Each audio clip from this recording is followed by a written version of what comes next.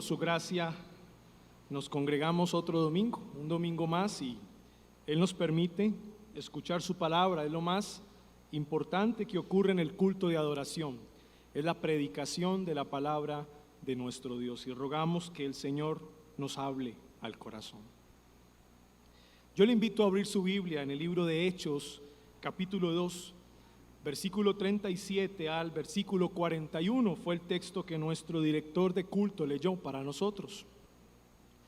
Hechos capítulo 2, versículo 37 al 41. Voy a leer para ustedes la palabra de nuestro Señor. Al oír esto, se compungieron de corazón y dijeron a Pedro y a los otros apóstoles: varones hermanos, ¿qué haremos?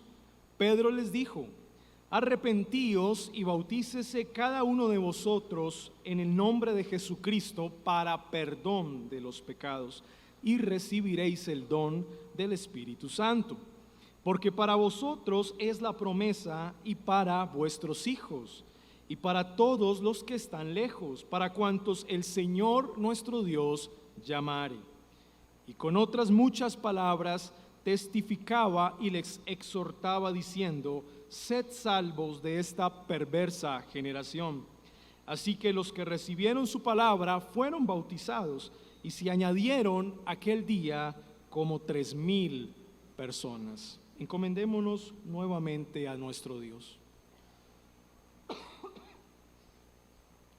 Padre nuestro, en esta mañana rogamos nuevamente por la asistencia de tu Espíritu Santo, que sea tu Espíritu Santo asistiéndonos, fortaleciéndonos y ayudándonos en la predicación de tu palabra.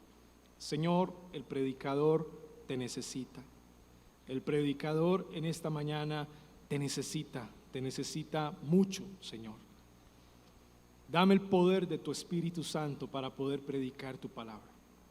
Dame el poder de tu Espíritu Santo para hacerlo con fidelidad. Y dame el poder de tu Espíritu Santo para que tú, Señor, puedas ser honrado a través de esta predicación. Te pido de manera especial por los que escuchan. Concede, Señor, la gracia para que tu palabra sea aplicada a sus corazones, y que a partir de este culto, después de este culto, sus vidas puedan ser transformadas. Ese es nuestro deseo. Y confiamos no en nuestras propias fuerzas, Señor, sino en el poder de la obra de tu palabra con el Espíritu Santo. Bendice a esta iglesia local, bendice a todos aquellos que escuchan, y a las personas nuevas concédeles un arrepentimiento genuino. Todo lo pedimos en el nombre de Jesús. Amén. Generalmente se habla de grandes avivamientos y grandes despertares en la historia de la iglesia. Cuando nosotros hablamos del primer gran despertar en los Estados Unidos, pues viene a nuestra memoria uno de los personajes más significativos dentro de la Reforma Protestante, el teólogo y predicador Jonathan Edwards, famoso, conocido por la iglesia por su sermón, Pecadores en manos de un Dios de ira. Sin embargo, para Jonathan Edwards, la doctrina más importante, la que sobresalía en cada uno de sus sermones, era la doctrina del arrepentimiento. Pues si no hay arrepentimiento, no se puede vivir un gran despertar. Si no hay arrepentimiento, pues no puede haber gran avivamiento. Y el gran despertar en los Estados Unidos de América se debe a la predicación fiel de la palabra de Dios. Se debe al énfasis en la doctrina del verdadero arrepentimiento que debían experimentar los escépticos latinoamericanos, norteamericanos, europeos, todos aquellos que escuchen la palabra. Debe ser la doctrina del arrepentimiento la que abra nuestros ojos y nos permita ver a Cristo. Ahora hablamos de Jonathan Edwards, pero no debemos simplemente recordar ese precioso evento en la historia de los Estados Unidos, pasando por alto que la misma palabra de Dios nos cuenta de diferentes despertares y de diferentes avivamientos. Ha quedado por escrito ese testimonio, y en nuestro texto, estamos viendo un gran despertar. Podríamos decir el primer gran despertar de la iglesia del Nuevo Testamento, o también podríamos decir la primera cosecha en la ciudad de Jerusalén. Y lo que es claro son los elementos que describen un verdadero avivamiento o un verdadero despertar. No puede haber avivamiento sin una predicación fiel de la palabra de Dios. No puede haber avivamiento sin que esa predicación tenga como fin último el arrepentimiento genuino de los que escuchan. No puede haber avivamiento si esos que se han arrepentido no continúan en un proceso de discipulado. Y efectivamente estos elementos los veremos en nuestro texto que se ha leído en esta mañana. Nuestro texto nos va a mostrar esos elementos que describen un gran despertar o un gran avivamiento. Ahora el personaje no es Jonathan Edwards, el personaje es el apóstol Pedro. La audiencia que lo escucha no son los escépticos norteamericanos, ahora quienes escuchan son los escépticos de la casa de Israel. Y seguimos la misma estructura. Por eso, en primer lugar, veremos la reacción genuina que tienen las personas después de escuchar el sermón del apóstol Pedro. Y esa reacción genuina la vemos en una palabra que se convierte en una pregunta fundamental. Y la pregunta fundamental la encontramos en el versículo 37. ¿Qué haremos? Y como es una pregunta que demanda una respuesta, en segundo lugar veremos la respuesta. Y esa respuesta trae consigo una instrucción definitiva: arrepentíos. Y posteriormente hay un sumario, en tercer lugar, un breve sumario que trae consigo el resultado final de esa predicación y de ese verdadero arrepentimiento. ¿Y cuál es el resultado? Versículo 41. Y se añadieron aquel día como 3,000 personas. En la escuela bíblica escuchábamos cómo se estructuró el sermón del apóstol Pedro en dos partes. Tenía una primera parte, tenía una segunda parte, era plenamente cristológico. Presenta a un Cristo que vivió en esta tierra, que tuvo un ministerio muy poderoso, presenta a un Cristo que experimentó la muerte en la cruz derramando su sangre, presenta a un Cristo que no se quedó en la tumba, sino que resucitó al tercer día, y presenta a un Cristo que fue exaltado, levantado por Dios hacia los cielos. Un Cristo glorioso sentado a la diestra del Padre, intercediendo como el sumo sacerdote por su pueblo, la iglesia. Ahora, ¿qué reacciones, qué efectos produce este poderoso sermón? En primer lugar, una reacción genuina. Versículo 31. Al oír esto, se compungieron de corazón. Acabaron de escuchar un poderoso sermón, pero se compungieron de corazón. Y esta palabra compungir hace referencia como cuando se clava una puntilla con un gran martillo y cada vez se dan golpes fuertes hasta que atraviese la roca y penetre hasta lo más profundo, hasta partirla por completo. No es simplemente un martillazo, son dos martillazos, son todos los martillazos necesarios hasta quebrantar la roca más sólida. Ahora, ¿quién es la roca en este momento? Es el corazón incrédulo de la casa de Israel. Su corazón es como una piedra, es una roca muy dura, que si no fuera por el martillo poderoso de la palabra de Dios no sería quebrantada. En Jeremías capítulo 23, versículo 29 lo dice el Señor: mi palabra no es como el fuego, dice el Señor, o como martillo que quebranta la piedra.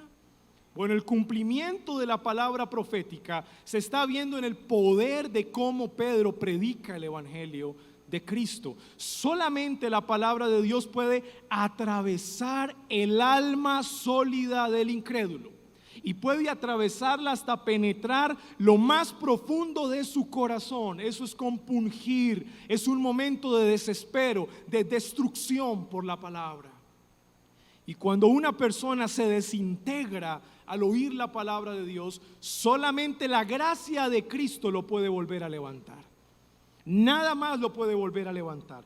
Y el autor Lucas pues nos cuenta que ellos experimentaron esto de corazón hasta lo más profundo, el centro de las emociones, de los afectos, de los sentimientos del hombre fue atravesado por la palabra de Dios. No hay nada en ellos ahora que tenga sentido. Ya para ellos no hay esperanza humana. La palabra de Dios destruyó toda esperanza humana. No hay expectativa humana que los libre, que los salve. La palabra de Dios destruyó toda expectativa humana. No hay méritos, no hay fuerzas, no hay obras, no hay nada. Ante el poder de la palabra de Dios solo hay un hombre deshecho, desintegrado, que únicamente por la gracia de Dios puede ser levantado. No hay más.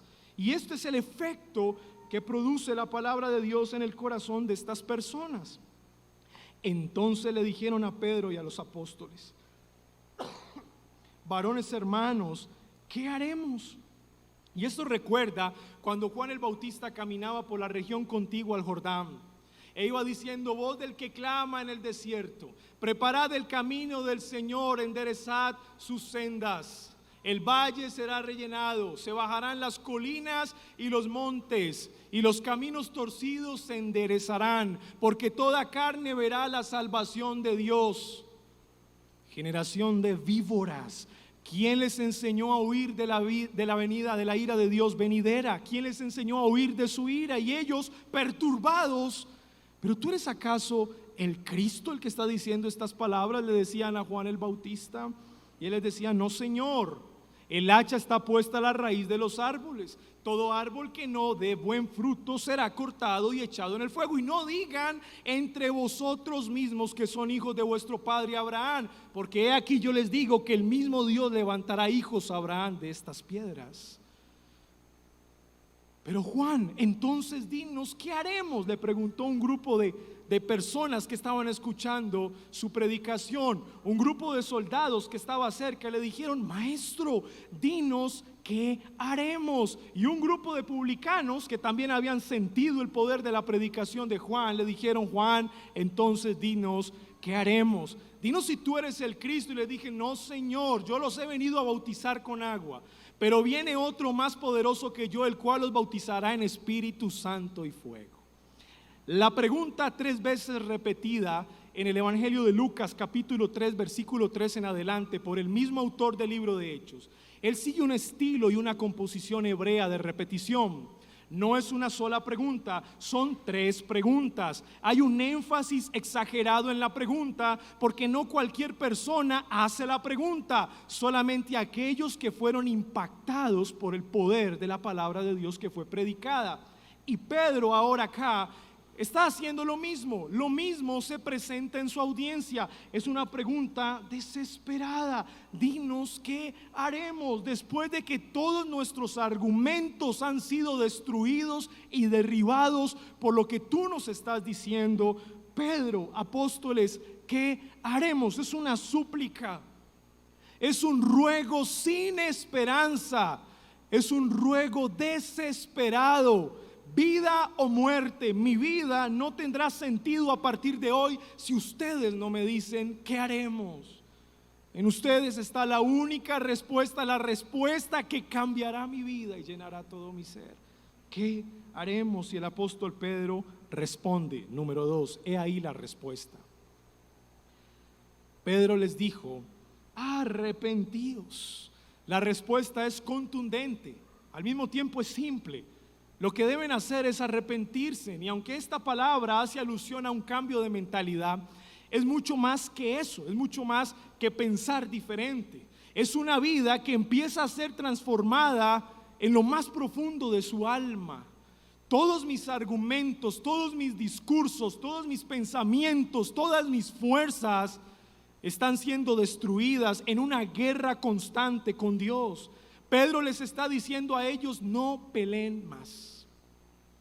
No peleen más con Dios. No sean tan incrédulos y escépticos de pelear con el Señor. Pierdan. Esta es la batalla que ustedes deben aprender a perder, porque si ustedes aprenden a perder esta batalla en el reino de Dios, ganarán la vida eterna. Esta es una de las batallas que aprendemos a ganar perdiendo. Ese es el mensaje, y hacia allá apunta la palabra arrepentimiento. Realmente es un verdadero arrepentimiento, no es de palabra, como solían escucharse de parte de los fariseos, de los perushim. Los hombres que expresaban santidad externa, pero no la tenían en el fondo de su corazón. Y el único que destruye las credenciales de un fariseo es Jesús, cuando les dice: ah, sí, hipócritas.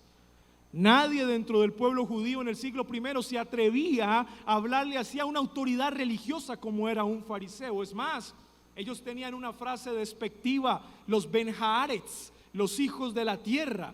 Y eran aquellos judíos que experimentaban enfermedades penosas como la lepra, la ceguera, o eran paralíticos. Y generalmente eran acusados por estos porque estaban así por causa de su pecado. Era un castigo divino, hacía parte de una maldición celestial. Pero resulta que estos hombres que juzgaban a los hijos de la tierra, a los que tenían por inferior, fueron juzgados por el verdaderamente santo, que fue Jesús. Fue Jesús el que desnudó sus corazones. En ellos no había un verdadero arrepentimiento. Solamente la palabra con autoridad de Jesús desnuda el corazón de los hombres. Pero esto no estaba ocurriendo acá. Acá la casa de Israel iba a experimentar un verdadero arrepentimiento que muchos fariseos durante muchos años nunca lo experimentaron. Entonces, ¿cómo confirmarán el verdadero arrepentimiento? Pedro les dice: bautícese cada uno de vosotros en el nombre de Jesucristo. El bautismo acá se va a ligar al mandato de la Gran Comisión en Mateo capítulo 28, versículo 19. Cuando el Señor les dijo: id, haced discípulos a todas las naciones, y luego les dice: bautizándoles en el nombre del Padre, del Hijo y del Espíritu Santo, y enseñándoles todas estas cosas que os he mandado. He aquí, yo estaré con vosotros todos los días hasta el fin del mundo. Pedro está siguiendo la misma línea de la Gran Comisión. Pedro entiende que si estas personas han experimentado un verdadero arrepentimiento, entonces se deben bautizar. El bautismo será una confirmación externa de lo que ha ocurrido internamente en ellos. Y tiene mucho sentido, ¿verdad? Pues si he muerto a mis pecados a través de un verdadero arrepentimiento, lo expreso externamente yendo a las aguas. Esa es la idea. Pero ese bautismo no se hace de cualquier manera. Se debe hacer en el nombre de Jesucristo. Número uno, el nombre. ¿Qué significa el nombre? Que en él está toda la plenitud de la deidad. Tanto el Padre, el Hijo y el Espíritu Santo están en el nombre. ¿En el nombre de quién? De Jesucristo. ¿Recuerdan lo que significa el nombre Jesús? ¿Qué dicen los evangelistas? Porque Él salvará a su pueblo de sus pecados. El nombre Jesús hace alusión a un gran Salvador. ¿Pero qué significa el título Cristo? Y es la palabra hebrea de donde viene otra palabra que se traduce al español como Mesías, como ungido, como elegido por Dios para una obra específica redentora. Y cuando se unen los dos nombres, Jesús y el Cristo, lo que quiere decir el apóstol Pedro es que se deben bautizar en el nombre de aquel que es el único y poderoso Salvador, que al mismo tiempo en él se cumplieron todas las profecías del Antiguo Testamento que hablaban de un hombre elegido por Dios. Todo el Antiguo Testamento se resume en la persona de Cristo. O sea, que bautizarse en el nombre de Jesucristo realmente era impactante. Y también era impactante, número dos, porque desafiaba a las autoridades religiosas de la época. Realmente un judío para el tiempo del siglo I, y recuerden que durante los 50 primeros años de historia de la iglesia realmente eran judíos que habían reconocido a Jesús como su Señor y Salvador.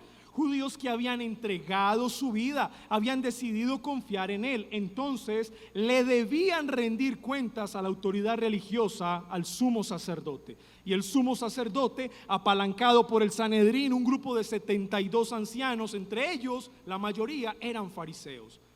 Bautizarse en el nombre de Jesucristo no es como para ese en nuestros tiempos.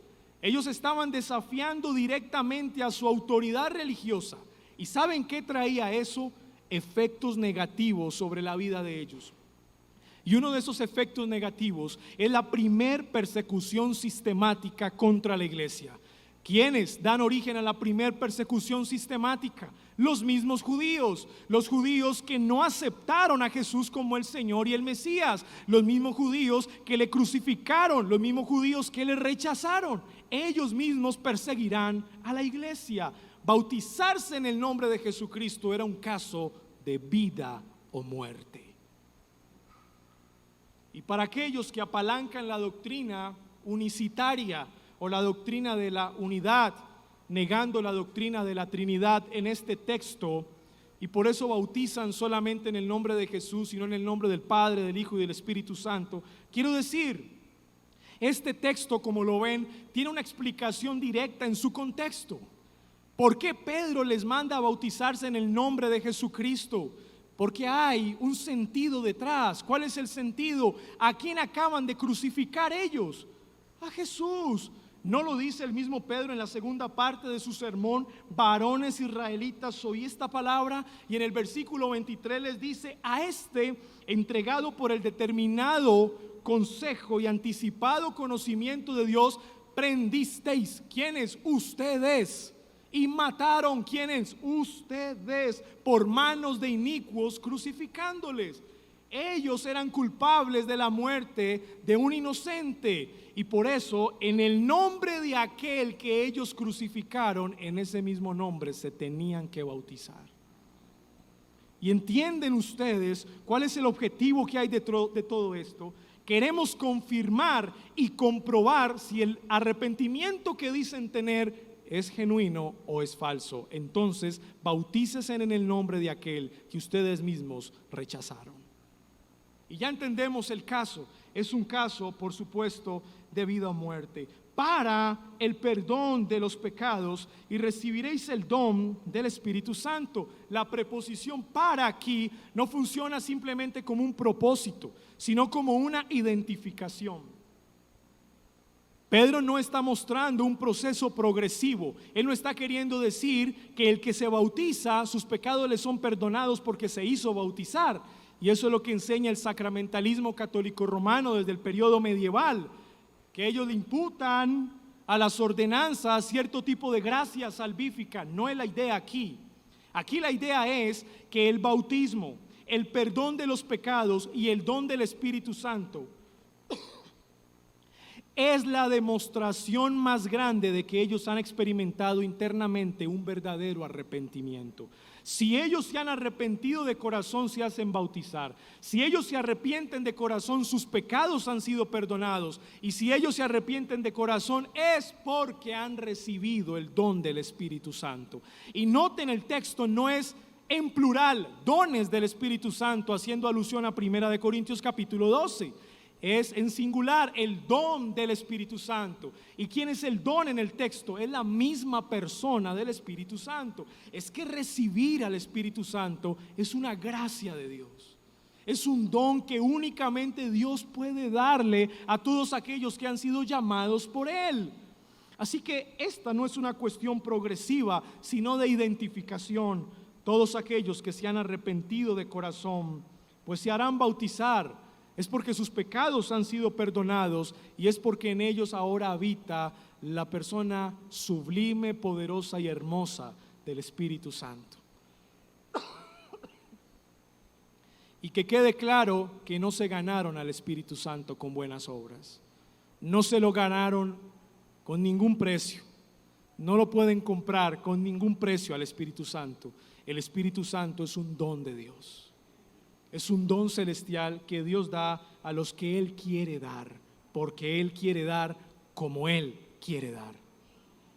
Porque para vosotros es la promesa, y Pedro les da la razón por la cual ellos reciben el Espíritu Santo. Es porque esto fue prometido, y en Hechos capítulo 1 versículo 4 ya se había dicho: y estando juntos, el Señor les mandó que no se fueran de Jerusalén, sino que esperasen la promesa del Padre, la cual les dijo: oísteis de mí. Porque Juan ciertamente bautizó con agua, mas vosotros seréis bautizados con el Espíritu Santo dentro de no muchos días. La promesa de la cual habla Pedro aquí es de la misma persona del Espíritu Santo que fue prometida por el mismo Jesús. es necesario que yo me vaya y os envíe al otro Consolador. Por eso no os dejaré huérfanos. Es indispensable que descienda el Espíritu Santo para que sea Él, a través de la predicación de la palabra, quebrantando los corazones de piedra y poniendo corazones de carne, no solamente en Jerusalén, no solamente en Palestina, no solamente en Siria, no solamente en las regiones alrededor de la cuenca del mar Mediterráneo, sino hasta lo último de la tierra, y lo último de la tierra para hoy somos nosotros. ¿O acaso la historia no nos dice que somos el nuevo mundo, conquistado hace más o menos 500 años?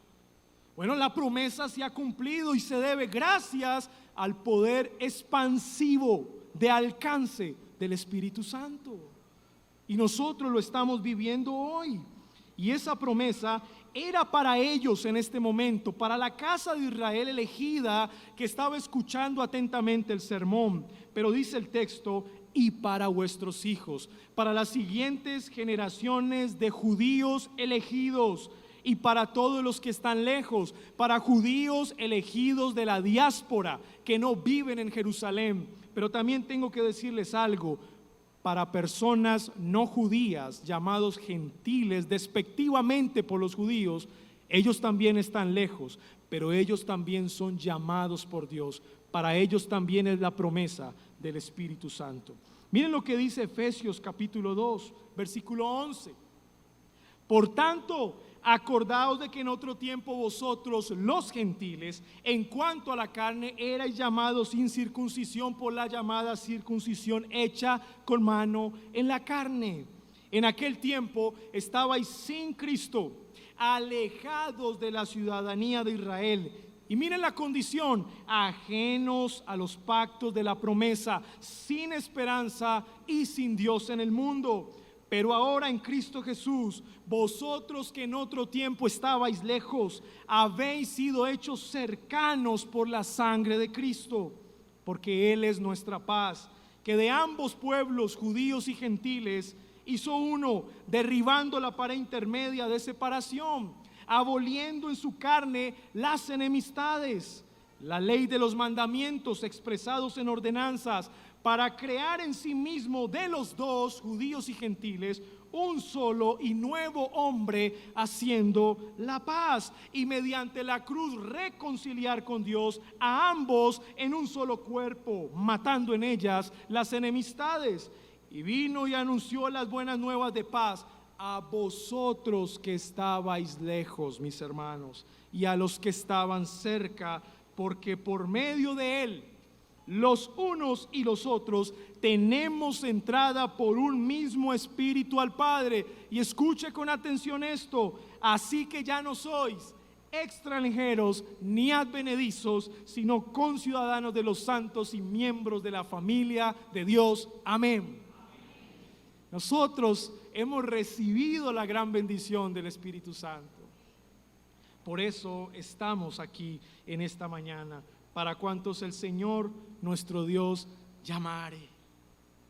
El centro de nuestro llamado, pues no somos nosotros mismos, sino es aquel que nos llamó. Él es el centro de nuestro llamado, aquel que decidió llamarnos. Mis hermanos, ¿qué sería de nosotros sin Jesús? ¿Qué sería de nosotros sin Cristo? La vida de la casa de Israel no tiene sentido si ellos no le responden lo que deben hacer. Todos sus sueños, sus expectativas han sido destruidas por el Señor, porque el Señor mismo destruye y desintegra, pero Él mismo levanta. Entonces, ¿qué sería de nuestras vidas sin Cristo? ¿Qué sería de nuestras vidas sin el Señor? No tendría ningún sentido vivir. Y a esto es lo que apunta el pasaje. La razón de nuestro llamado no está en nosotros mismos, está en aquel que llama. Ahí está la razón de nuestro llamado. Y por eso la vida cristiana es para el que os llamó. No se trata de nosotros, se trata de aquel que os ha llamado. Entonces, mis hermanos, finalmente Pedro nos presenta un sumario. Número 3. Y ese sumario trae consigo un resultado final.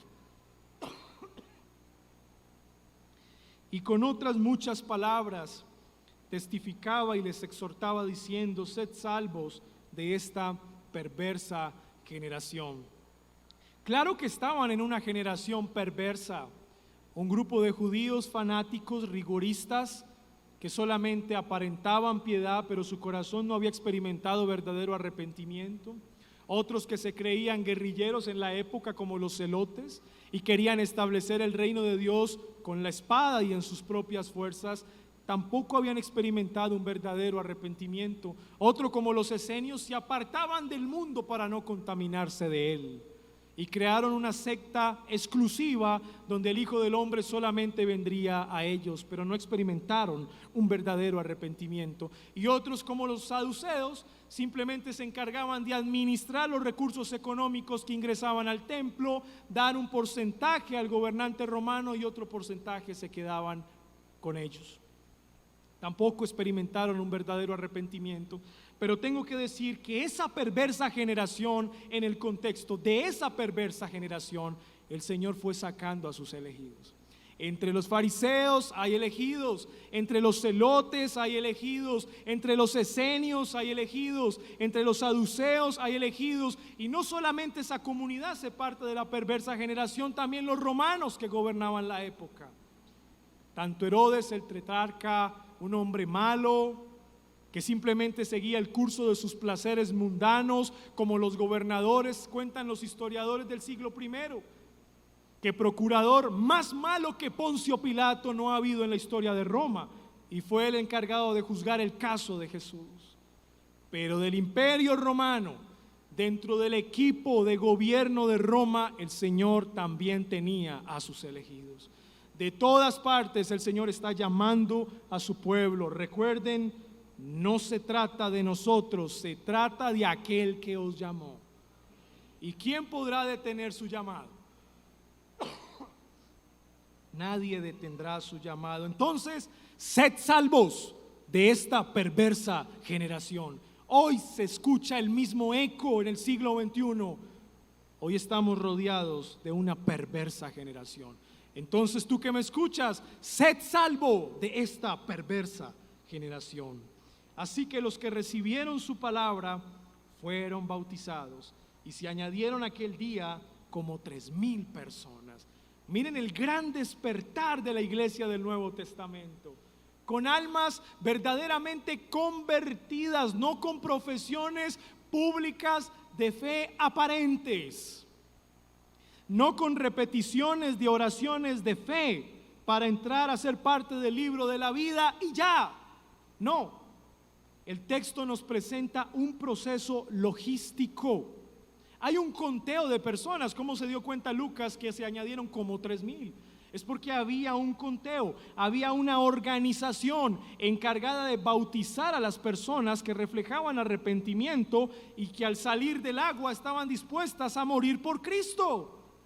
Eso es lo que significa la palabra mártir, testigo, y por eso fueron empoderados por el poder de Dios. Pero no solamente eso, sino que se añadían a la iglesia local de Jerusalén, evidenciando un proceso de membresía, mis hermanos. No estamos ante un texto improvisado y espontáneo, estamos ante un texto que nos presenta orden en la iglesia de Cristo. Así que estos finalmente se añadieron como 3,000, son los nuevos miembros de la iglesia local de Jerusalén. Y he aquí el primer gran despertar de la iglesia del Nuevo Testamento, o quiera llamarlo la primera cosecha en Jerusalén, o el primer gran avivamiento producido por el Espíritu Santo a través de la predicación fiel de la palabra del arrepentimiento.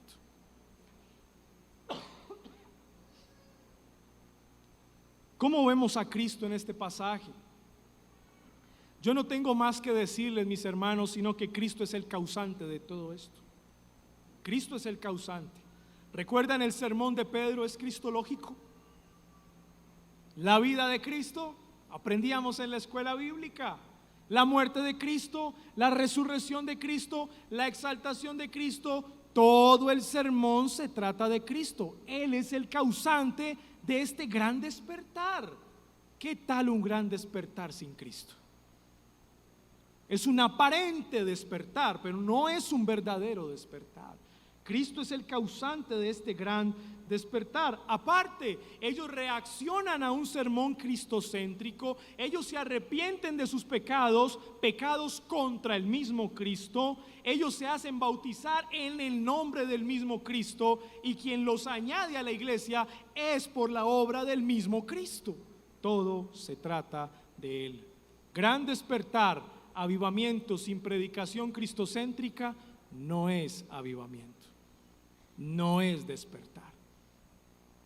Pero también aprendemos como iglesia, mis hermanos, que debemos clamarle al Señor para que en nuestra iglesia local cada vez más se vean estos despertares.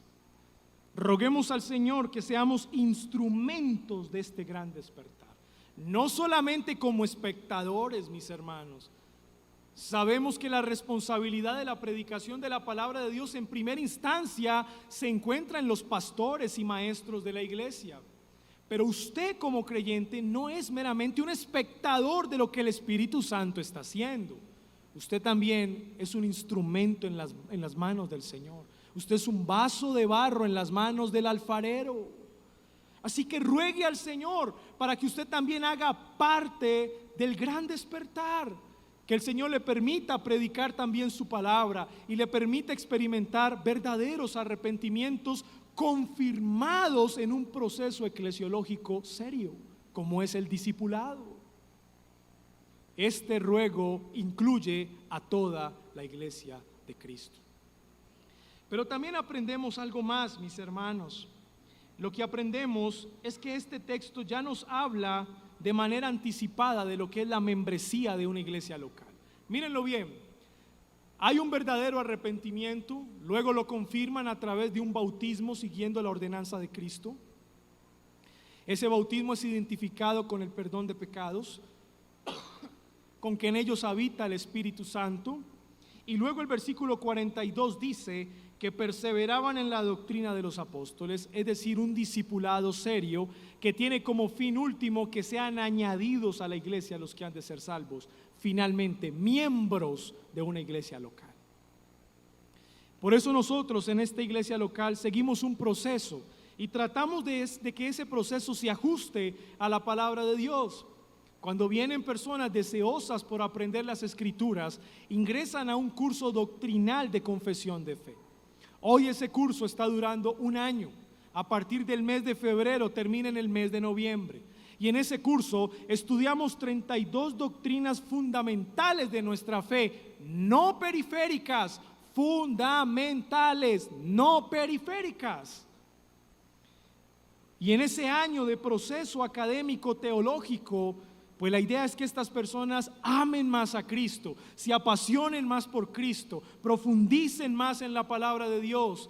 Observamos sus vidas, les visitamos, conversamos con ellos y finalmente ellos mismos, la convicción en sus propios corazones los llevará a decir: quiero ser miembro de esta iglesia local. Y cuando sean miembros de esta iglesia local, ahí terminó el proceso educativo. De ninguna manera, porque el versículo 42 dice: y perseveraban en la doctrina. Ellos continuarán aprendiendo, continuarán reforzando la doctrina en nuestros cultos, en nuestro instituto bíblico, seguirán creciendo y seguiremos trabajando unidos por el reino de Dios. Tratamos, mis hermanos, de ajustarnos a lo que el mismo texto nos enseña en cuanto a la membresía de nuestra iglesia local. Amado amigo que nos visitas en esta mañana, rogamos al Señor Dios Todopoderoso de todo corazón que tú hagas la pregunta fundamental. La pregunta fundamental de la casa escéptica e incrédula de Israel. Esa misma pregunta: ¿qué haremos? Que del fondo de tu corazón tú puedas preguntar: pastor, dime qué debo hacer. Hermano, hermana, dime qué debo hacer. Y que la respuesta que siempre salga de esta iglesia local cuando nos hagan la pregunta sea: arrepentidos. Y esperamos que el Señor le conceda a usted, querido amigo, la gracia del verdadero arrepentimiento. Y deseamos de todo corazón hacerle seguimiento y deseamos que un día vaya a las aguas del bautismo y confirme dicho arrepentimiento públicamente y que siga creciendo con nosotros en la vida cristiana. Ese es el deseo de nuestro corazón. El gran despertar es gran despertar porque Cristo es el que despierta. Porque la predicación es cristocéntrica y porque Cristo es quien cambia los corazones. Estemos pues dispuestos, amados hermanos, a predicar de Cristo y a vivir para Él. Padre nuestro, te damos gracias. Gracias en esta mañana por tu palabra, Señor. Gracias por permitirnos recordar nuevamente de qué se trata esto. ¿De qué se trata esto? Y esto se trata de Cristo. Una vez más, Señor, hemos recordado que sin ti nada podemos hacer. Nuestra vida no tendría sentido, Señor.